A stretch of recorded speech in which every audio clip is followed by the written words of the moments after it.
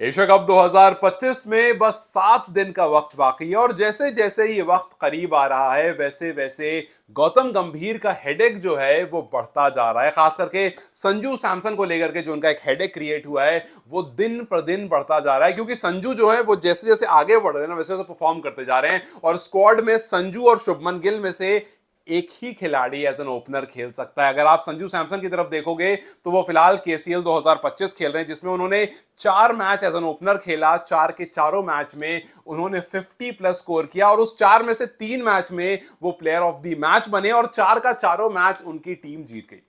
भाई इतना तगड़ा कंट्रीब्यूशन अगर एक खिलाड़ी दे रहा है एज एन ओपनर, जहां पर उसने टीम इंडिया में खेला है, रिप्रेजेंट किया है, परफॉर्म किया है, वहां पर अब उसको मौका मिले या ना मिले इसका एक बड़ा सा क्वेश्चन मार्क लगा हुआ। अगर आप इंडिया की तरफ से भी देखते हो तो उसने अभिषेक शर्मा के साथ सबसे बेहतरीन ओपनिंग पेयर का जो जिम्मेदारी वो निभाई है। उसके साथ साथ अगर आप नंबर्स में देखते हो तो स्ट्राइक रेट सबसे बेहतरीन 2024 के बाद किसी का है तो उन दोनों का ही है। सबसे ऊपर अभिषेक शर्मा और दूसरे नंबर पर संजू सैमसन। तो चाहे आप इंडिया के नंबर्स देखो चाहे आप करंट नंबर देखो, दोनों संजू सैमसन के बेहतर है। इनफैक्ट इस बार केसीएल में संजू ने छक्के ज्यादा लगाए हैं चौकों से। 30 छक्का अब तक उन्होंने केसीएल 2025 में लगाया है और 24 चौके। अब आप मुझे बताओ, as an opener 4 match 4 50 plus score, as an opener 6 से ज्यादा मार रहा है, 4 कम मार रहा है। मतलब अब अगर अटैकिंग बैटर की बात करोगे वो भी है, कंसिस्टेंसी की बात करोगे वो भी है, रन एड ऑन करने की बात करोगे तो वो भी है। तो संजू अपनी तरफ से सब कर रहे हैं। अब गंभीर के लिए जाहिर सी बात है भाई, परेशानी तो बढ़ रही है, आप इग्नोर कर नहीं सकते हो इस तरह की परफॉर्मेंस को। मतलब आप इमेजिन करो कि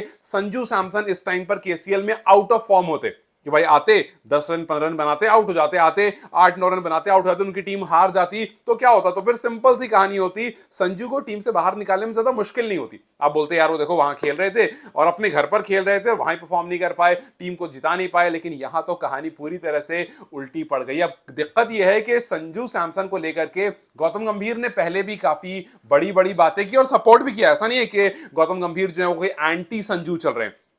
कहानी बस ये है कि शुभमन गिल को टीम में लाया गया तो भाई जाहिर सी बात है, आपको जैसे हमने पहले काफी बार इस बारे में बात की कि किसी एक को तो कुर्बानी देनी पड़ेगी। अब देखो गौतम गंभीर ने हाल फिलहाल में संजू सैमसन को लेकर के कहा भी था, जब संजू ने बताया था कि श्रीलंका में जब वो थे और उनकी फॉर्म बहुत अच्छी नहीं चल रही थी, 2 डक पर वो आउट हो गए थे, तो वहां पर भी गंभीर ने कहा था कि भाई तू 20-21 बार डक पर आउट हो जाएगा तब जाकर के मैं सोचूंगा कि तुझे टीम से निकालना है या नहीं निकालना है, वरना तेरी जगह सिक्योर है।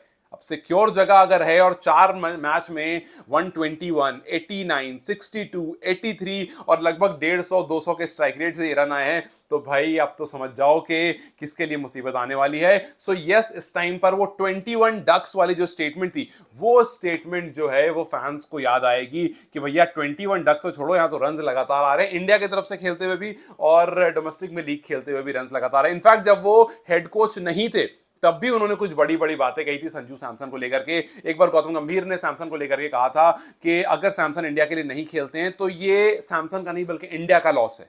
अब देखो, अब इंडिया का लॉस अगर सैमसन नहीं खेलते हैं तो अगर सैमसन को जगह नहीं मिली तो गौतम गंभीर में सवाल उठेगा। और तो और उसके साथ साथ गौतम गंभीर ने कहा था कि इस टाइम पर संजू सैमसन इंडिया के one of the best wicket keeper batsman नहीं है बल्कि one of the best young batsman है। सो आपने उनको वन ऑफ द बेस्ट बताया, आपने उनको बताया कि इंडिया का लॉस होगा नहीं खेलेंगे, आपने उनको कहा कि जब तक 21 डक तुम्हारे नहीं आ जाते हैं मैं तुम्हें टीम से नहीं हटाऊंगा। अब यहां पर एक मुश्किल घड़ी आ गई है कि भैया संजू को खेलना उस जगह पर है जहां पर स्पिनर्स को थोड़ी मदद मिलती है, जहां पर हल्की स्लो कंडीशन है, जो कि संजू की कंडीशन अगर आप केरल साइड में जाकर के देखोगे तो उसी टाइप की कंडीशन रहती है जहां पर संजू रेगुलरली खेला करते हैं। तो संजू के हिसाब से कंडीशन भी है, संजू के हिसाब से जो उनके रन्स हैं वो भी सब कुछ सही जगह फॉल होते हैं। अब बस कहानी ये है कि भाई एज एन ओपनर अब शुभमन गिल को वाइस कैप्टन लेकर गए हो तो उनको दोगे अभिषेक शर्मा के साथ या संजू सैमसन को?